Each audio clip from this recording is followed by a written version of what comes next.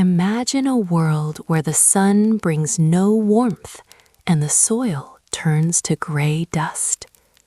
This was the year humanity nearly flickered out, not through fire or conquest, but because of a mother's broken heart.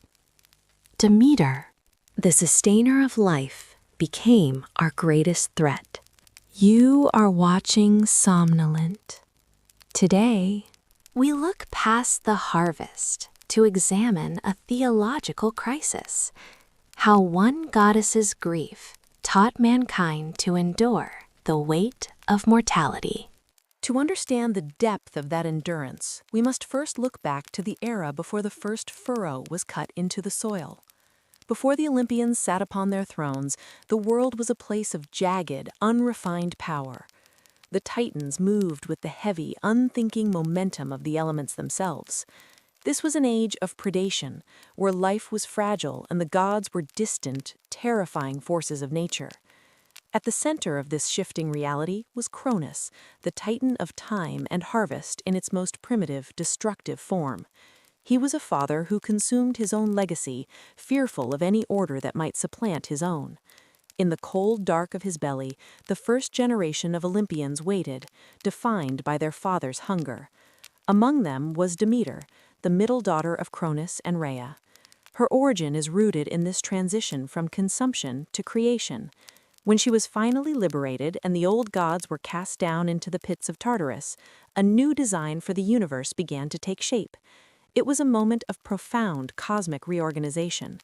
The three brothers, Zeus, Poseidon, and Hades, drew lots to divide the spheres of influence. Zeus took the sky and the lightning, establishing a political order based on authority and the heights of heaven. Poseidon claimed the vast, unpredictable expanses of the oceans. Hades was relegated to the silent, sunless reaches of the underworld. These were the boundaries of the world, the heights, the depths, and the end. But Demeter did not look toward the horizon or the stars. She turned her gaze to the middle ground, the thin layer of topsoil that supported the weight of all living things. While her brothers concerned themselves with the logistics of dominion and the finality of the afterlife, Demeter became the living pulse of the earth. She was the bridge between the celestial and the terrestrial. Her lineage was one of ancient, earthy power, yet she channeled it into something revolutionary. She did not seek to rule over men from a distance, she sought to sustain them.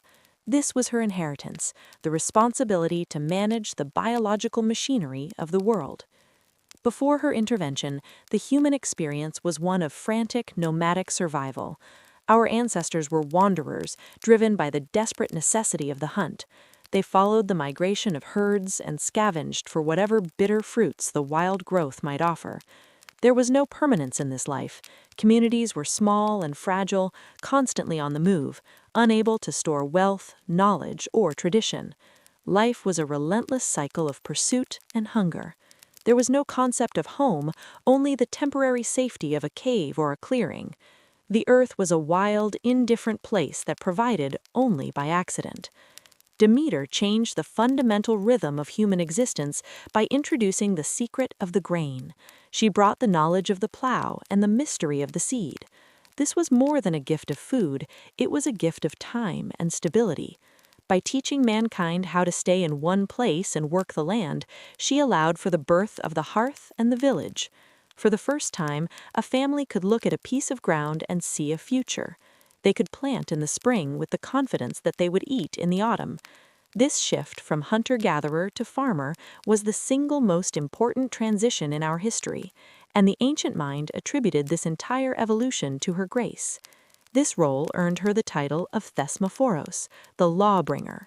The word implies much more than just the rules of farming. To cultivate a field is to enter into a social contract. Agriculture requires cooperation, the marking of boundaries, and the establishment of justice to resolve disputes over water and soil. You cannot have a city without a granary, and you cannot have a granary without laws to protect it. Demeter's influence transformed the chaotic biological struggle for survival into a structured civilization. She provided the foundation upon which all other human achievements were built. She taught that the earth was not something to be merely exploited, but something to be tended with reverence and care. While Zeus dictated the laws of the universe, Demeter provided the laws of the community. She showed that through labor and patience, the harshness of the natural world could be tempered. She was the engine that drove the world forward, moving humanity out of the shadows of the forest and into the light of the first organized societies. In this primordial era, she was the most vital of the Olympians, for she was the one who made the world habitable for the spirit of man. She gave us the tools to endure, turning the soil into a sanctuary where culture could finally take root. But this home was more than just a collection of fields and shelters. It was a reflection of a singular, profound heart.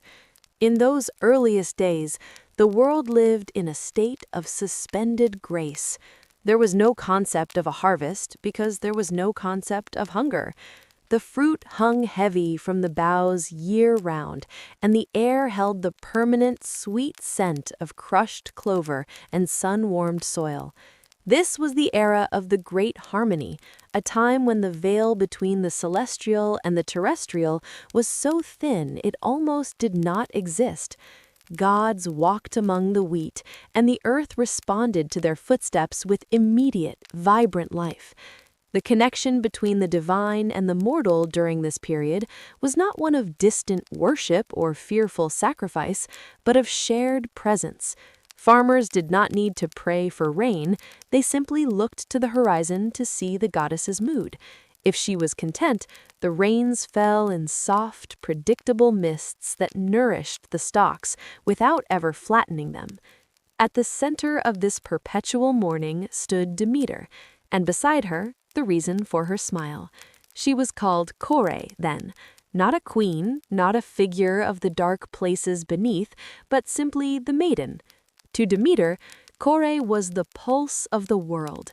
If the goddess was the soil, the daughter was the flower that justified its existence. They were a closed circuit of affection, two beings who moved through the high grass as if they were one shadow.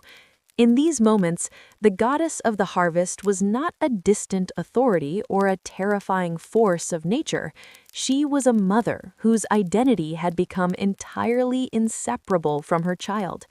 To see Kore laugh was to see the meadows erupt in color. To see her rest was to see the winds grow still. Their bond was the engine of the seasons, or rather the reason for their absence.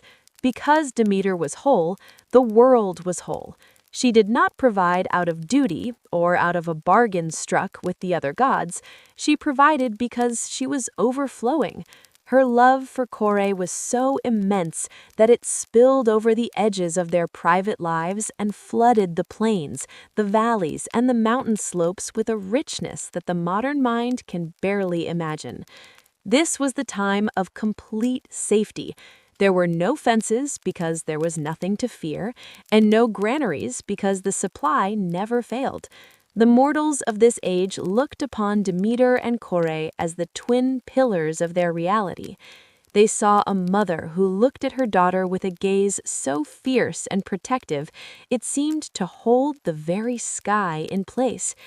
Demeter's hands, often stained with the green juice of crushed stalks or the dark loam of the riverbeds, were always reaching out to guide, to brush hair from a face, or to present a newly bloomed poppy. For Demeter, the earth was not a project, it was a nursery. Every stalk of grain was a lullaby, and every orchard was a gift for her child. They would spend hours by the springs, the water so clear it looked like liquid light, talking of things that only the timeless understand, or perhaps just sitting in a comfortable silence that spoke of total security. Demeter felt that she had finally achieved what her own parents never could, a legacy of peace. She had turned the raw, violent energy of her lineage into something soft, something that could be held in the palm of a hand. She was the architect of a sanctuary that covered the entire globe, a place where the concept of want had been erased. But in this total absence of lack, she had forgotten the nature of change. She had forgotten that the earth she governed was deep, and that beneath the roots of her grain lay secrets she chose to ignore. She saw only the surface, the gold of the wheat and the blue of the sky reflected in Kore's eyes, and she called it eternal. Yet in this perfection lay the seeds of a terrible vulnerability. By tying her entire soul to the happiness of another, and by making the health of the world a mirror of her own personal joy, Demeter had built a masterpiece on a foundation of glass. She did not see herself as an individual entity anymore. She was the mother, and without the child, she believed her power would have no purpose. She was the provider, and without the need to nurture, her strength would have no direction. The sun hung low and golden over the fields of Enna, casting long, soft shadows that seemed to promise the light would never truly fade. Kore would wander slightly ahead, her feet bare against the cooling grass, her laughter drifting back on the breeze like the ringing of a silver bell. Demeter would follow, watching the way the light caught the gold in her daughter's hair, convinced that this peace was the natural order of things. She believed that because she had given the world everything, the world would never take anything from her. This was the height of the Golden Age, a peak of emotional and physical abundance that felt like a permanent plateau. The air was thick with the hum of bees and the heavy weight of ripened grain. It was a world where death was a foreign concept, a ghost that had not yet found its way into the garden. Demeter stood at the heart of this lush expanse, a goddess defined by what she held. She was the anchor, but she was also the sail, catching the wind of her daughter's spirit to drive the world forward into an endless, beautiful afternoon. She had no way of knowing that the very soil she had blessed was being watched from below. For now, there was only the sun, the daughter, and the green, silent earth that promised to bloom forever. But forever is a heavy word for the gods to hold, and the silence Demeter felt was not the quiet of peace, but the hush of a trap being set. While she walked the high ridges, confident in the cycles she had mastered, a darker arrangement was being finalized in the shadows of Olympus. Zeus, the king of the sky and the father of the girl, had already traded his daughter away.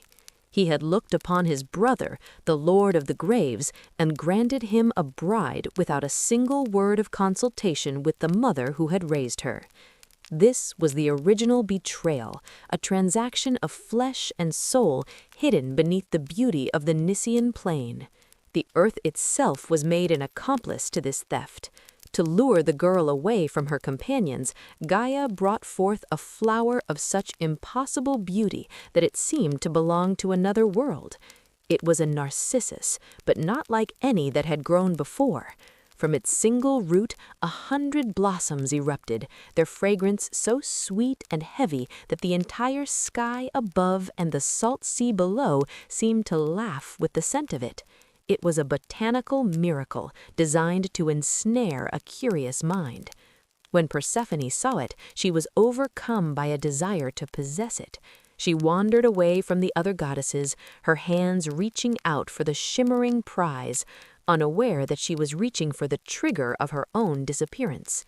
The moment her fingers brushed the stem, the foundation of the world fractured. The Nysian plain did not just crack, it yawned open, a chasm of absolute darkness tearing through the green grass and the wild flowers. Out of that abyss rose a chariot of gold, pulled by horses as black as the void between stars.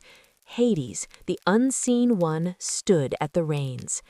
Before Persephone could even grasp the horror of the moment, his cold arms had seized her.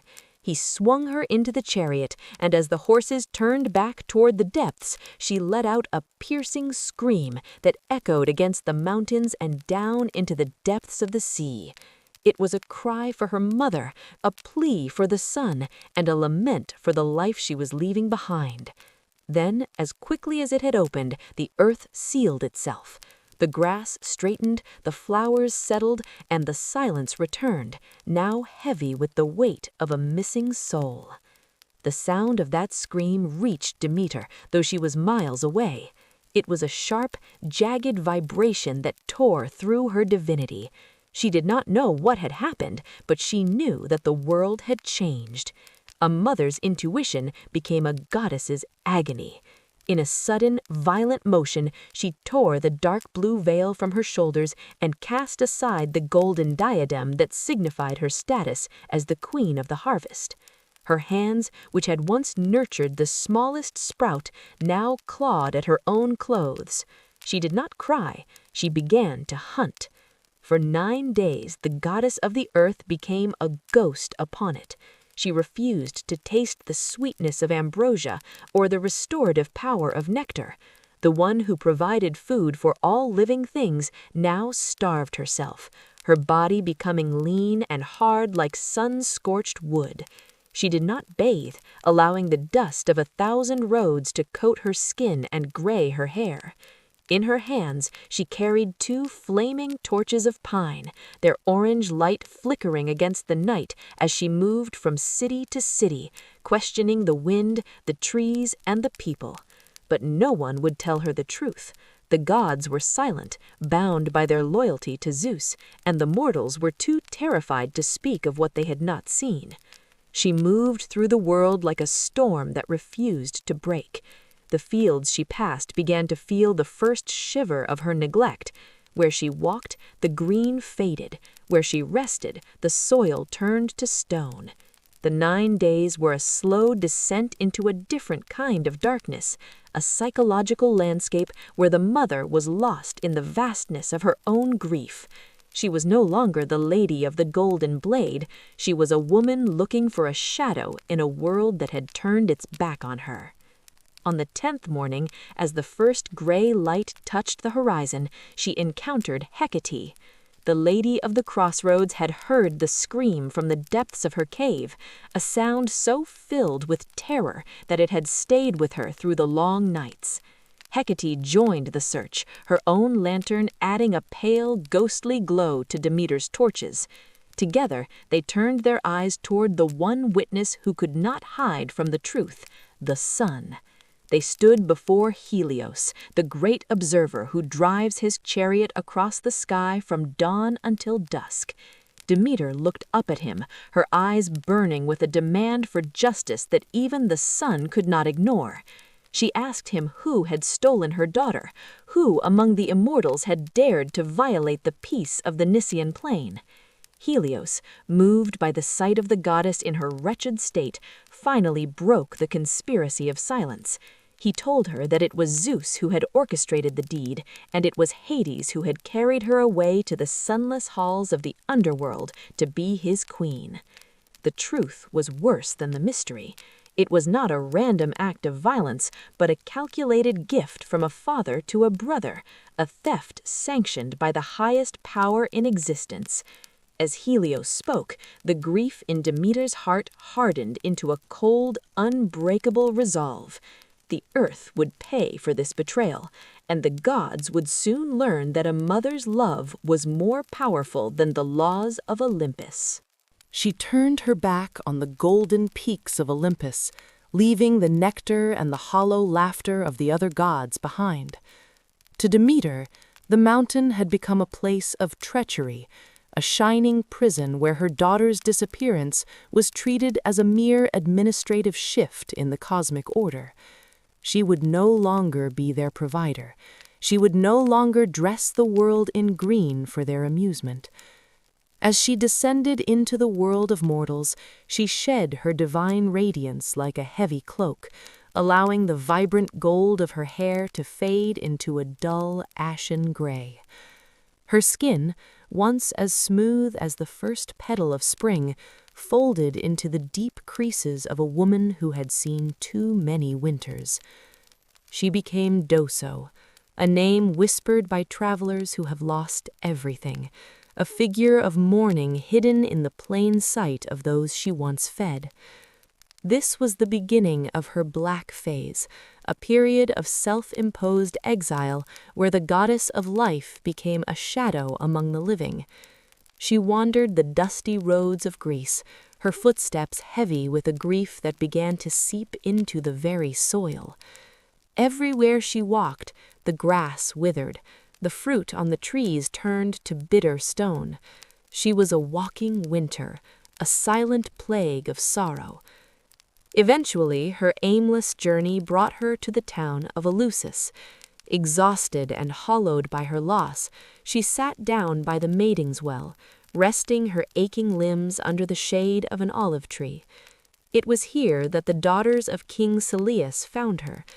They saw only a withered old woman, a refugee perhaps, or a grandmother looking for a place to rest. They did not see the power that could starve the world. Moved by her quiet dignity, they invited her into the palace of their father. Inside the halls of Celeus and his wife Metanira, the goddess remained a statue of silence. She refused the wine and the fine meats, sitting on a humble stool, her head veiled in dark cloth. It was only through the ribald jokes of a servant named Iambe that a flicker of a smile touched her lips, a momentary crack in the ice of her depression. In gratitude for this brief respite, Demeter accepted a position in the household. She would be the wet nurse for the king's youngest son, the infant Demophon. In the nursery of the palace, Demeter found a vessel for her frustrated love. She looked at the mortal child and saw a chance to defy the very forces that had stolen Persephone. If Hades could claim a goddess for the underworld, she would snatch a mortal from the jaws of the grave. She did not feed the boy on milk or bread. Instead, she anointed his limbs with ambrosia, the food of the gods, breathing her own divine essence into his lungs. By day, he grew with a supernatural vigor that stunned his parents. He did not cry or crawl. He bloomed like a flower in a forced spring. But it was during the nights that the true work began. When the palace was silent and the hearth fires burned low, Demeter would take the infant to the center of the hall.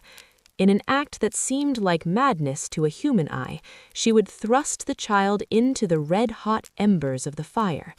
She was not burning him, she was tempering him. Like a smith forging a blade, she was using the heat to sear away his mortality, layer by layer. She was burning off the fragility of his human heritage, the parts of him that were destined to rot and return to the earth.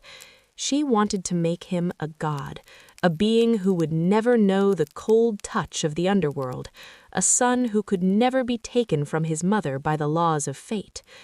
This secret alchemy could not last. Metanira, fueled by a mother's natural suspicion, crept into the hole one night to spy on the stranger nursing her son. When she saw her baby held within the licking flames of the hearth, a scream tore from her throat, shattering the silence of the palace. The spell was broken. In an instant, the old woman vanished, and the goddess stood revealed in a terrifying explosion of light. Her stature grew until her head brushed the ceiling beams, and the scent of summer grain filled the room, clashing violently with the smell of the hearth smoke. Demeter's fury was not directed at the fire, but at the limitations of the human mind. She rebuked Metanira for her interference, declaring that the boy would have been ageless and immortal, but would now have to face the common end of all men. The scene in the palace turned from a domestic miracle into a divine confrontation. Demeter demanded that a great temple be built in her honor at the edge of the city, with an altar placed above the well where she had first rested. This was the birth of the rituals that would define Eleusis for millennia. She withdrew into this new temple, shutting herself away from both gods and men. In her sanctuary, she sat in total isolation, her grief finally curdling into a weapon. She would not allow a single seed to sprout, nor a single blade of grass to pierce the crust of the earth, until her daughter was returned. The age of the silent earth had begun, and the world was about to find out what happens when the source of all growth decides that nothing is worth growing anymore. The first thing to go was the color. The vibrant emerald of the hills faded into a sickly, jaundiced yellow, then finally to the gray of cold ash. It began as a localized drought, a strange anomaly in a few scattered fields, but soon the rot spread across the Peloponnese, over the mountains, and across the islands.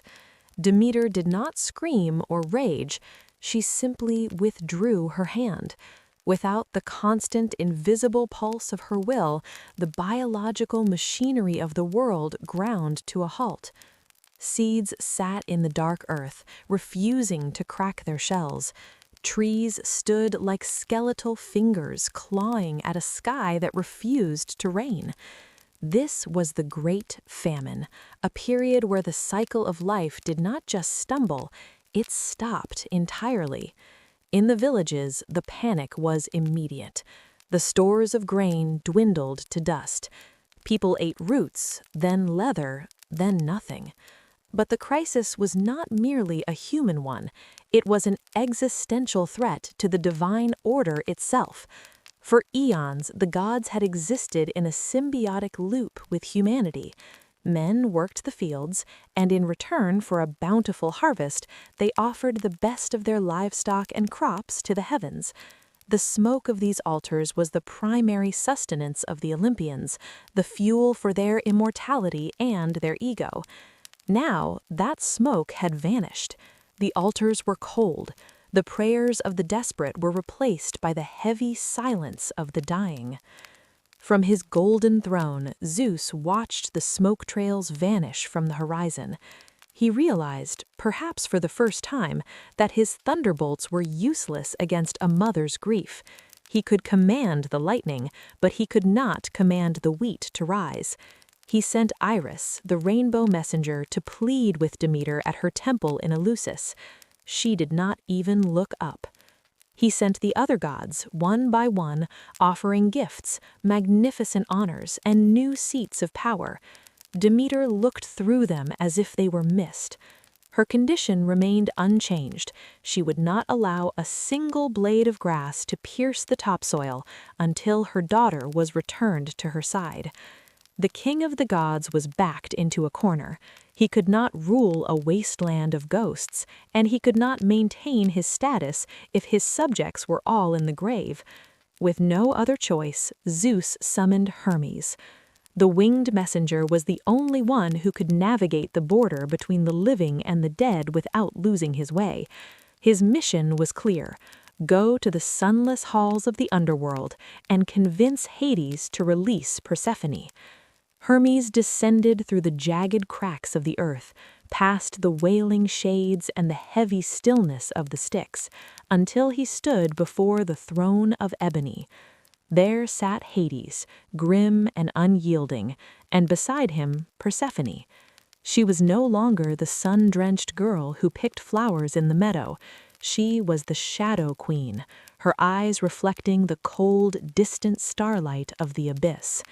Hades listened to the decree of his brother Zeus. He knew he could not defy the king of the gods forever, but the Lord of the Dead was a master of the fine print and the hidden trap. With a thin, knowing smile, he agreed to let her go. He told Persephone she was free to return to the light, to feel the warmth of her mother's embrace once more.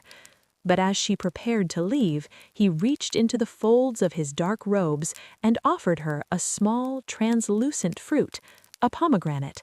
It was a gesture of feigned kindness, a parting gift for the long road back to the surface.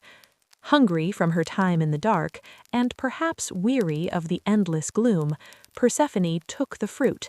She broke the leathery skin and pressed the glowing seeds to her lips. She swallowed 6 of them. In that moment, the trap was sprung. An ancient, immutable law governed the underworld. Those who partake of the food of the dead are forever bound to the land of the dead. She had tasted the essence of the shadow world, and its gravity now lived inside her.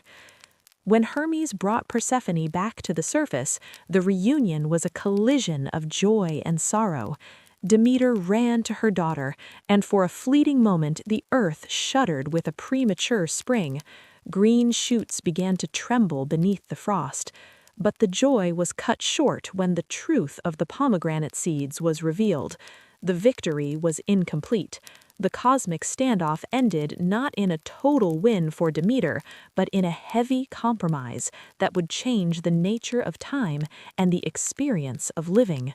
Because Persephone had eaten those 6 seeds, she was destined to spend 6 months of the year in the dark halls of Hades as his queen. For the remaining 6 months, she would walk the sunlit meadows with her mother. This was the birth of the seasons. When Persephone descends, Demeter's heart withers once more. She pulls the blanket of winter over the world, her grief turning the rain to snow and the soil to stone. This is the period of the silent earth, the time of waiting and endurance. But when the 6 months are up and her daughter emerges from the shadows, Demeter's joy overflows. The sap rises, the flowers bloom, and the cycle begins anew. The great famine ended, but it left behind a world that would forever know the rhythm of loss and return. A world where growth is never a permanent state, but something earned through the passage of shadow. This rhythm of the earth, this seasonal shift from life to dormancy, was not left as a mere abstraction for the Greeks. It was anchored to a physical location, a destination where the myth became a lived reality for the people of the Mediterranean. Roughly 14 miles from the center of Athens, along a winding path known as the Sacred Way, lies the site of Eleusis. Today, it is a landscape of cracked stone, weathered marble, and industrial shadows. But for 20 centuries, it was the holiest ground in the Hellenic world. The transition from the story of Demeter to the history of her worship marks the moment when a private grief became a public institution. These were the Eleusinian Mysteries, a series of rites so profound that even the most skeptical minds of antiquity, from the philosopher Plato to the Roman statesman Cicero, spoke of them with a reverence that bordered on fear. The geography of the site was chosen with deliberate purpose.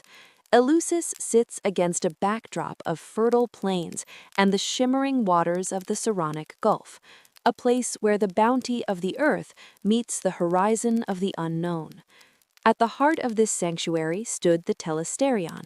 Unlike the Parthenon, which stood atop the Acropolis as a beacon of civic pride and architectural symmetry to be admired from afar, the Telesterion was a cavernous hall of initiation. It was a structure built for the shadows. It was designed to accommodate thousands of people at once, yet it possessed no windows to let in the Aegean sun. The light that the initiates saw came from within, fueled by massive torches and perhaps something far more ephemeral. To enter this hall was to leave the world of the sun behind and enter the domain of the Great Mother. It was a square, massive room filled with a forest of stone columns that supported a heavy roof, creating an atmosphere of weight and enclosure.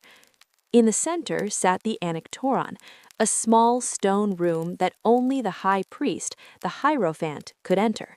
It was the house of the sacred objects, the secrets that Demeter had left behind. The duration of these rites is staggering to consider.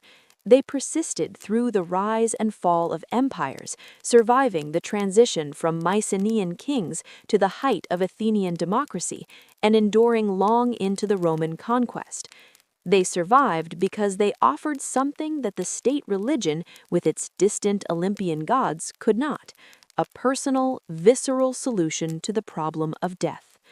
To be an initiate was to be promised that when the time came to cross the final threshold, you would not wander in the cold gloom of the afterlife as a mere shadow, but would instead find a place of light and song. This was a promise of a better lot in the house of Hades, an insurance policy for the soul. However, the nature of this promise was kept behind a wall of absolute silence. The secrecy was the core of the power. The word mystery itself is derived from the Greek verb muin, which means to close the mouth or the eyes.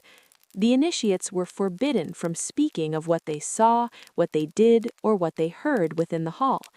This was the araton, the unutterable truth that transcended language. This was not just a religious preference or a social club's code, it was a matter of survival. The Athenian assembly viewed the desecration of the mysteries as a direct threat to the stability of the city and the safety of its citizens. The legal framework surrounding Eleusis was harsh and uncompromising. If an initiate was found to have whispered the secrets to an outsider, or if someone was caught mimicking the rites in a mocking or private setting, their property was seized, their name was struck from the public records, and their life was forfeit. The history of Athens is peppered with the fallout of such betrayals. Even the most famous and powerful figures were not immune to this scrutiny. When the playwright Aeschylus was accused of revealing secret symbols in his tragedies, he barely escaped with his life by pleading ignorance and seeking refuge at a sacred altar. Later, the brilliant and reckless general Alcibiades faced exile and the confiscation of his immense wealth for allegedly mocking the rites in a private home during a drunken revelry. This threat of execution ensured that even after 2,000 years of continuous practice, we have no definitive first-hand account of the climax of the ritual. We have hints, fragments of poetry, and the angry denunciations of later Christian writers who sought to discredit the old ways. But the core of the Eleusinian experience died with the last priest. This silence created a vacuum that history has struggled to fill, making the ruins of the Telesterion not just a monument of stone, but a monument to the things that cannot be said. The journey to this hall was as much a part of the experience as the initiation itself. Each autumn, thousands would gather in the Athenian agora, ready to begin the long walk. They carried with them small offerings and bundles of grain, their feet treading the dust of the sacred way for hours. They crossed the bridge over the Cephissus River, where they were met with ritualized insults and mockery from the local crowds, a traditional practice designed to humble the ego before entering the presence of the divine. They walked by torchlight as the sun dipped below the mountains, their voices rising in rhythmic chants for the lost daughter and the searching mother. By the time they reached the gates of Eleusis at nightfall, they were no longer merely citizens of a city-state, they were seekers at the end of the world. They were standing on the very spot where history tells us the goddess Demeter sat in her mourning, the exact ground where the first seed was given to humanity. Here, the boundaries between the past and the present began to dissolve. The initiates prepared themselves to enter the darkness of the Telesterion, hoping that by retracing the goddess's path of grief, they might also share in her eventual joy. This was the beginning of the deep dive into the heart of the earth, a transition from the physical labor of the harvest to the spiritual labor of the soul. The soul's labor was not performed in isolation or in the quiet of a library. It began with the weight of feet upon sun-baked stone and the collective breath of thousands. Every autumn, as the heat of the Greek summer began to relent, the gates of Athens opened to release a human tide. This was the start of the great mysteries, and at its heart was a 14-mile artery known as the Sacred Way. It was a path carved by centuries of footsteps, connecting the political hub of the city to the spiritual sanctuary of Eleusis. The pilgrims, known as Mysti, did not travel in luxury. They walked, carrying their own supplies, their belongings clattering in rhythm with the rattling of sistrums and the chanting of ancient hymns. This was a journey of physical exhaustion designed to wear down the defenses of the conscious mind. As the procession wound its way toward the coast, the environment began to mirror the internal transition. They moved through groves of silver-leaved olives and past small shrines, the urban noise fading behind them. Halfway to their destination, at the bridge spanning the Cephissus River, the solemnity of the march was intentionally shattered. Masked figures stood on the banks or sat upon the bridge, hurling crude insults and ribald jests at the passing crowd. This practice, known as the Jephirismoi, served a specific psychological purpose. In the presence of the goddess, the ego had to be dismantled. To be mocked in public was a form of purification through humiliation. It reminded the initiate that they were neither general nor slave, neither rich nor poor, but a vulnerable seeker, stripped of social standing before the absolute power of nature. By the time the sun dipped behind the Thriacine plain, the procession reached the heavy stone walls of the Eleusis sanctuary. The atmosphere shifted instantly. The open road was replaced by a walled enclosure, and the daylight by the flickering, erratic glow of thousands of handheld torches. The pilgrims were now entering the space of the mimesis, an active participation in the sorrow of the goddess. Under the cover of night, the initiates began to wander the grounds in a state of deliberate disorientation. They were mimicking Demeter's frantic, heartbroken search for her lost daughter. They felt the bite of the evening air and the crushing weight of a grief that was no longer a story, but a lived experience. The fatigue of the long walk merged with a growing psychic restlessness. They were hungry, tired, and emotionally raw, pushed to the very edge of their endurance. It was in this state of heightened vulnerability that they broke their fast. They were given the kykion, a thick mixture of water, meal, and pennyroyal. While the recipe sounds simple, modern chemical analysis of the grain used in that region suggests a more potent ingredient. The barley was frequently host to the ergot fungus, a natural source of alkaloids similar to those found in powerful hallucinogens.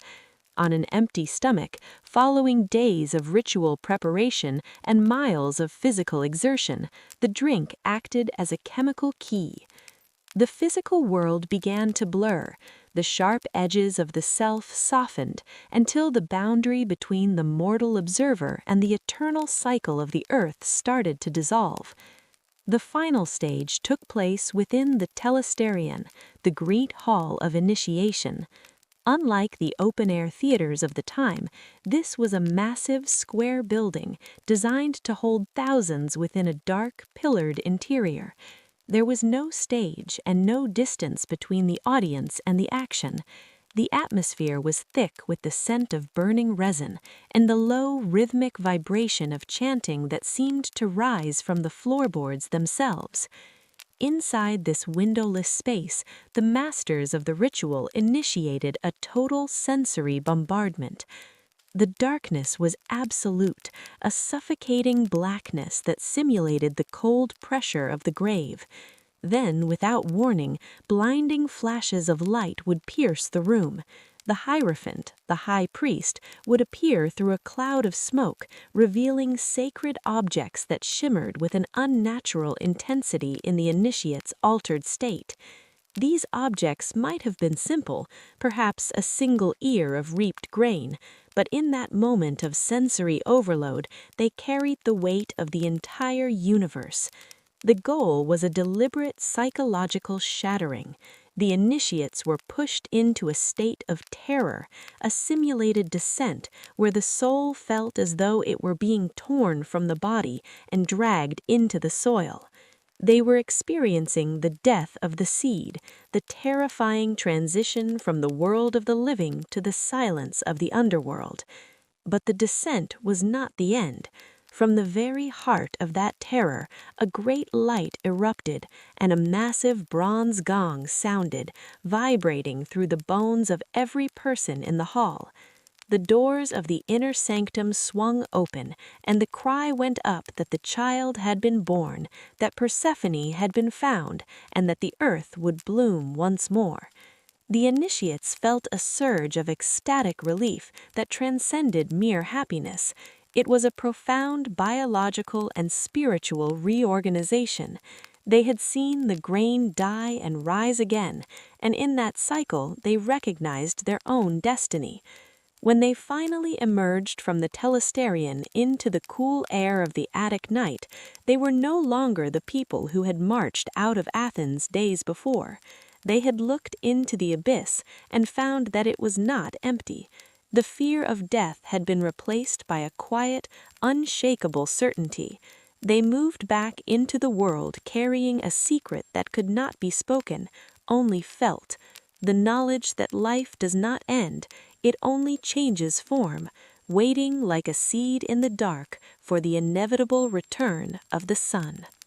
This was the gift of Eleusis, a transformation of the human spirit that would echo through the centuries, long after the sanctuary walls had crumbled to dust. But while the physical stones of the telesterion eventually fell to the slow attrition of time and the changing tides of faith, the intellectual and spiritual tremors of Eleusis continued to shake the foundation of the Western mind. What remained was not a set of ruins, but a profound shift in the human understanding of what it meant to exist and, more crucially, what it meant to cease existing. To the uninitiated, the story of Demeter and Persephone was a colorful explanation for the changing seasons, a mythic cycle of harvest and winter. But for those who had walked the sacred way and stood in the presence of the Hierophant, the agricultural cycle was merely the outer shell of a far more potent truth. They had moved beyond the literal soil to the fertile ground of the human psyche. Among those who stood in the flickering torchlight were some of the most formidable thinkers in history.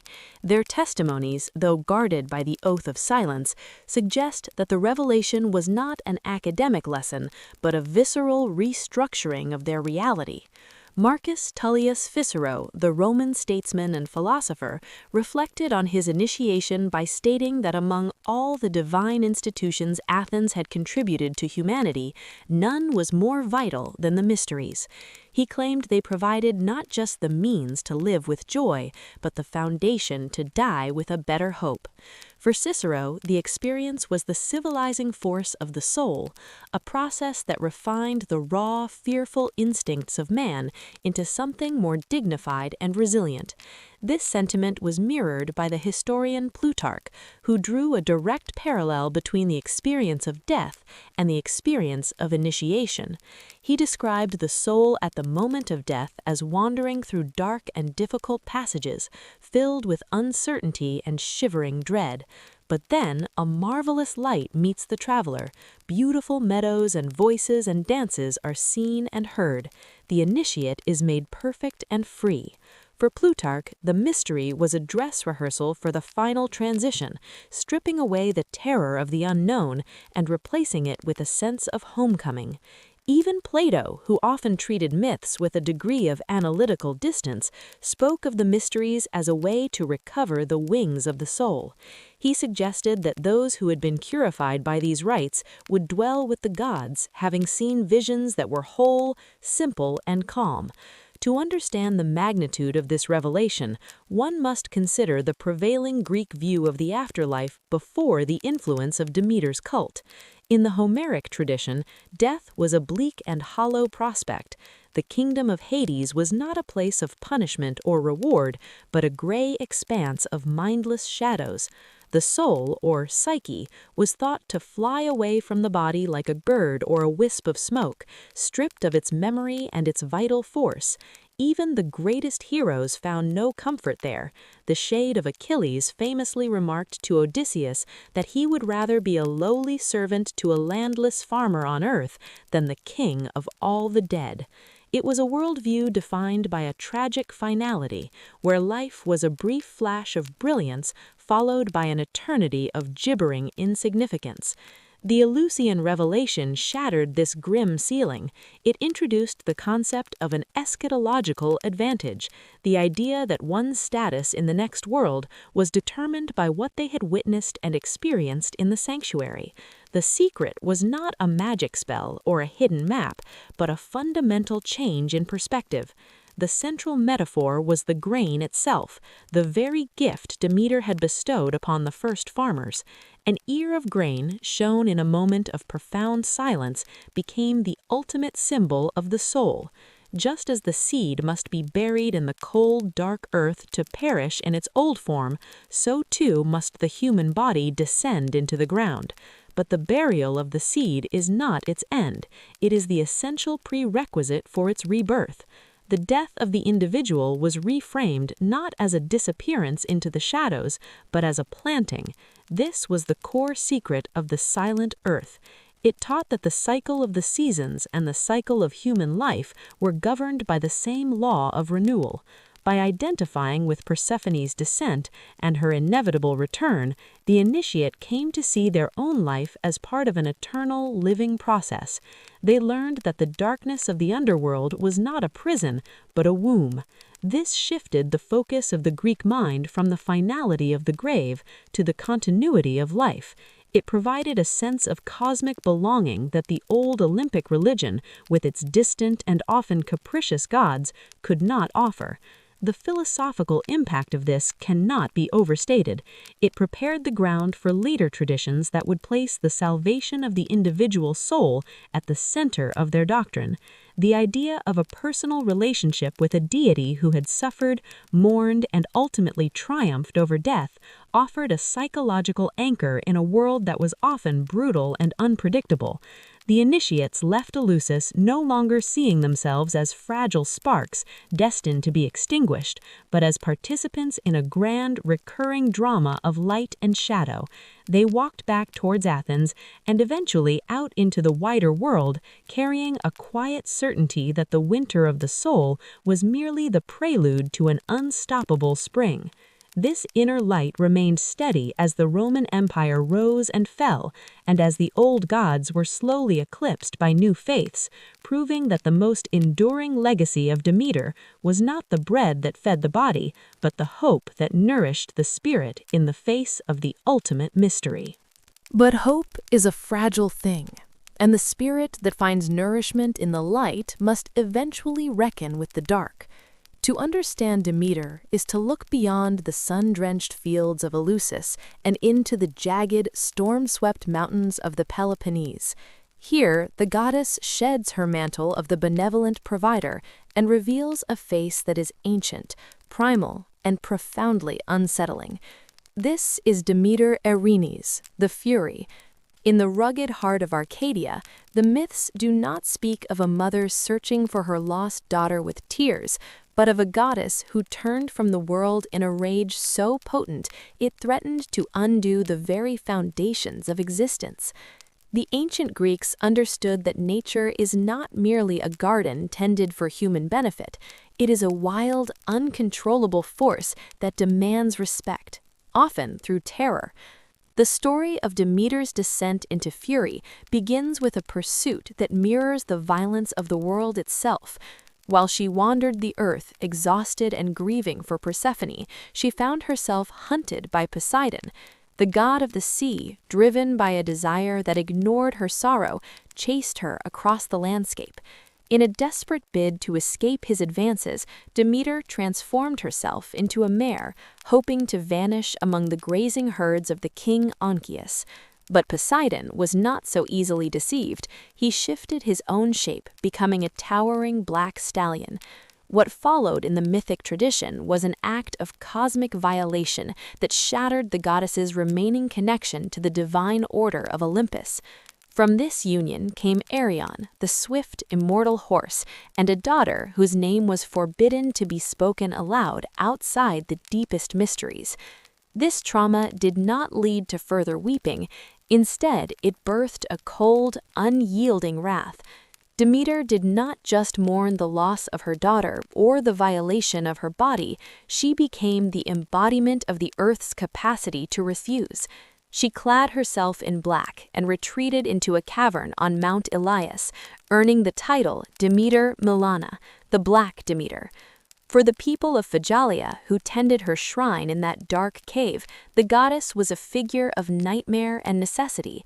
They carved her image not as a graceful woman holding golden stalks of grain, but as a seated figure with the head of a horse, surrounded by stylized serpents and holding a dolphin and a dove. This was a representation of the totality of the natural world, the earth, the sea, and the air, all held within the grasp of a deity who had turned her back on the sun. While she sat in that cave, the world began to wither in a way that surpassed any seasonal change. This was not the predictable winter of the Persephone myth, but a total cessation of life. The springs dried up, the cattle perished, and the soil became as hard as iron. This aspect of the goddess reminds us that the earth owes nothing to those who walk upon it. The same soil that yields the wheat can just as easily swallow a city or starve a nation. The Fury is the name given to the earth's response to violation. It is the environmental consequence of a broken balance. In the Akkadian tradition, the restoration of the world only came when the other gods realized that Demeter could not be coerced, commanded, or ignored. She had to be appeased, and her anger had to be acknowledged as a legitimate, sovereign force of nature. This darker archetype serves as a necessary counterpoint to the Golden Mother. It forces a realization that the nurturing breast and the devouring maw are parts of the same entity. We often try to sanitize our understanding of the natural world, stripping away the parts that make us uncomfortable, yet the ancients kept the Black Demeter in their prayers as a reminder of the stakes. They knew that the goddess who gives life is the same goddess who, when scorched by injustice or neglect, can withdraw it without hesitation. The transition from the mourning mother to the horse-headed Fury is a journey into the deepest layers of the human psyche and the physical world. It represents the moment where grief turns into the absolute destruction. This is the side of nature that exists in the shadows of the forest, in the crushing weight of the landslide, and in the silence of the barren field. It is the realization that the earth is not a passive backdrop for human history, but a living, feeling, and often vengeful protagonist. By embracing Demeter Milana, the ancient world acknowledged that the sacred is found not only in the harvest, but in the hunger, not only in the birth, but in the rot that feeds the next cycle. To witness the Fury is to witness the full spectrum of existence, where the beauty of the flower is inseparable from the cold, indifferent dark of the earth that sustains it. This totality is what made her cult so enduring and so terrifying. She was the grain, but she was also the drought. She was the mother, but she was also the predator. In the silence of her Phygalian cave, the Black Demeter waited, proving that the most fundamental law of the universe is not mercy, but the relentless cycling power of a nature that remains forever wild, forever untamed, and forever demanding of our awe. She is the earth in its entirety, a force that gives everything and, in a moment of fury, can take everything back. As the rituals in her dark caves suggested, one cannot truly honor the growth without also honoring the decay, for they are the twin heartbeat of a silent, watchful world. But even a heartbeat that has pulsed for millennia can falter when the spiritual geography of a civilization begins to shift. For 2,000 years, the path to Eleusis was the most sacred road in the Mediterranean, a journey toward the certainty that life does not end in the cold ground. Yet the decay we spoke of, the necessary folding of the leaf back into the soil, was now coming for the goddess herself. The transition was not a sudden collapse, but a long, agonizing winter of the spirit. As the 4th century unfolded, the air in the Mediterranean grew heavy with a different kind of fervor.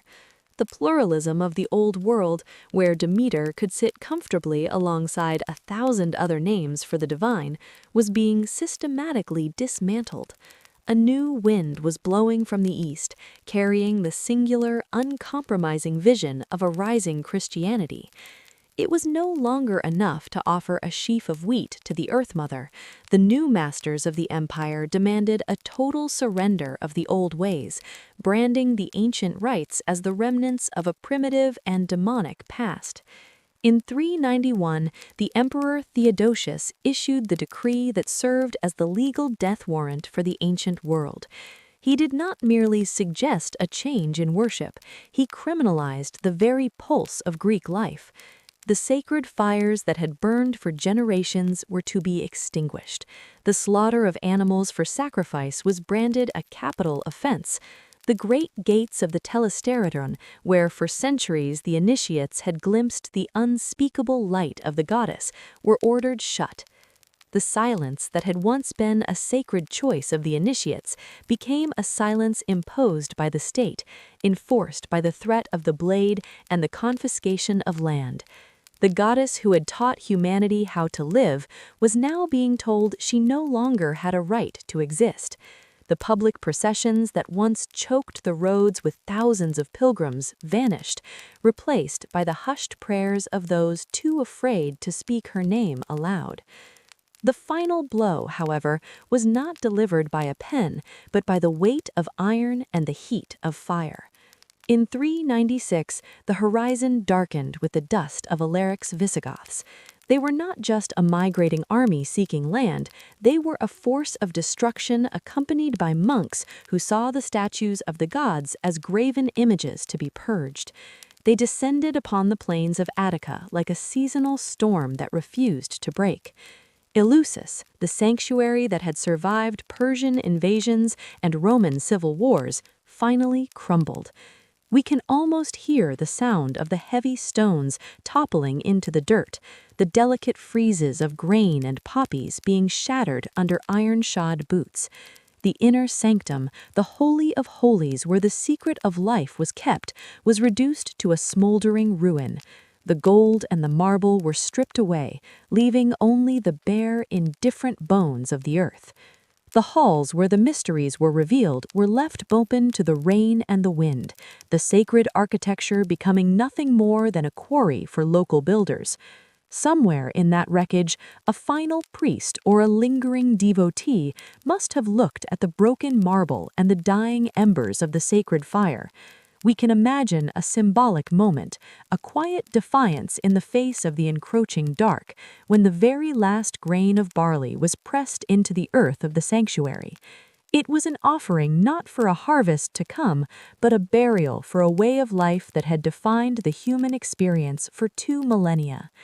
The mysteries did not end because they were proven wrong.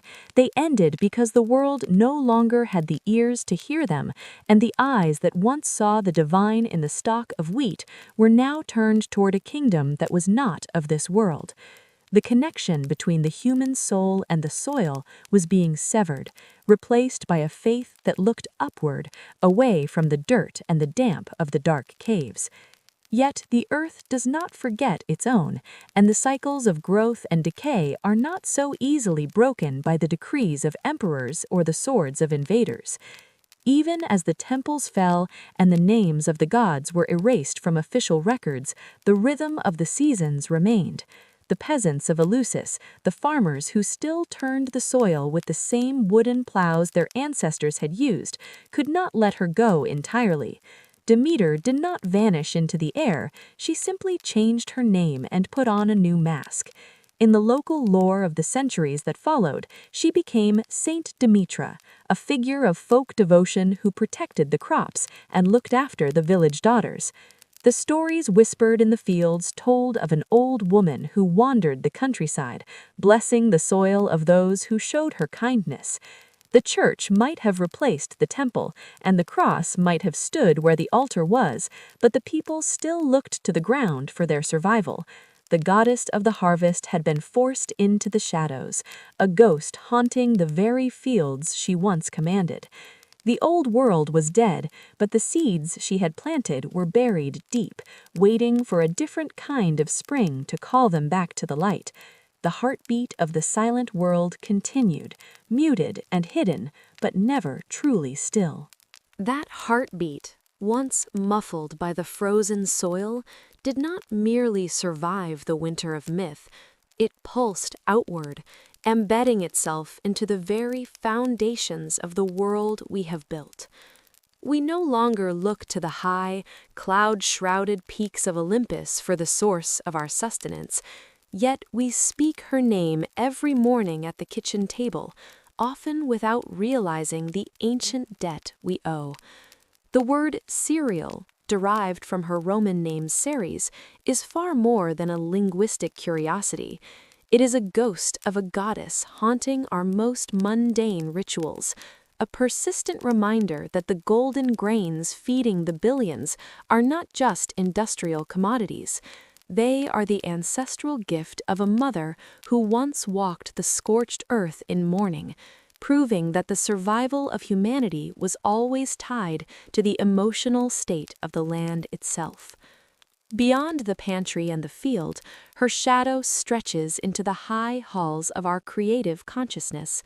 Demeter exists as the primal blueprint for one of the most powerful archetypes in all of literature, the grieving mother. She is the woman whose love is so profound it can halt the turning of the globe. From the tragic heroines of the Victorian novel to the fiercely protective matriarchs of modern cinema, we see her reflection over and over again. She taught us that grief is not a quiet, passive weakness, but a raw force of nature, capable of challenging the divine and the damned alike.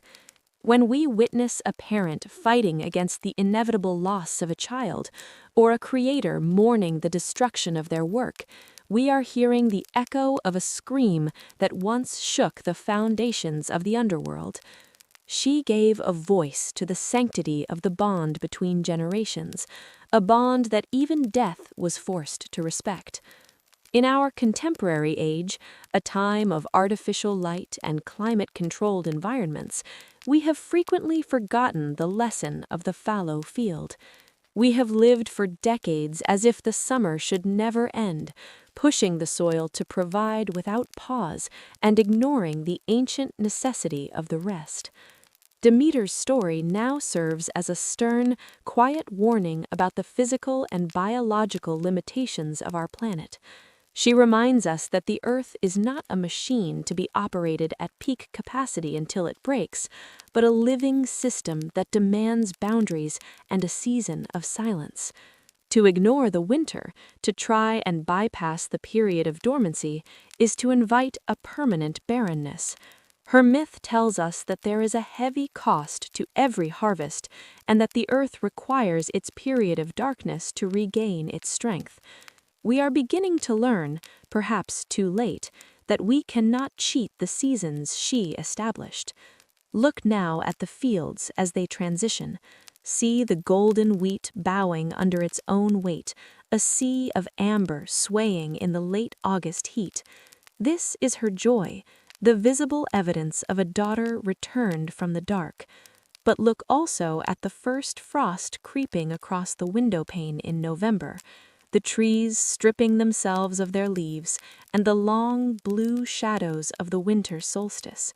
This is her sorrow, the inevitable departure that must be endured. We live our lives within this rhythm, caught forever between the abundance of the reaping and the austerity of the cold. It is a cycle that defines the human experience, the constant rhythmic ebb and flow of having and losing, of hunger and satisfaction, of birth and decay. We are and will always be children of the soil, bound to the same laws that Demeter dictated in the wake of her wandering. She is the goddess who mapped the geography of the human heart, showing us that the seasons of the mind mirror the seasons of the land. There will always be a time for the seed to sleep in the dark, invisible and forgotten, and there will always be a time for the green shoot to pierce the hardening snow. In the end, her greatest legacy is not found in the grain silos or the entries of a dictionary, but in the quiet, unshakable resilience she gifted to the human soul. She is the one who taught us that no matter how long the night or how bitter the frost, the earth is merely holding its breath. She is the goddess who taught us that even in the deepest winter, hope for spring remains.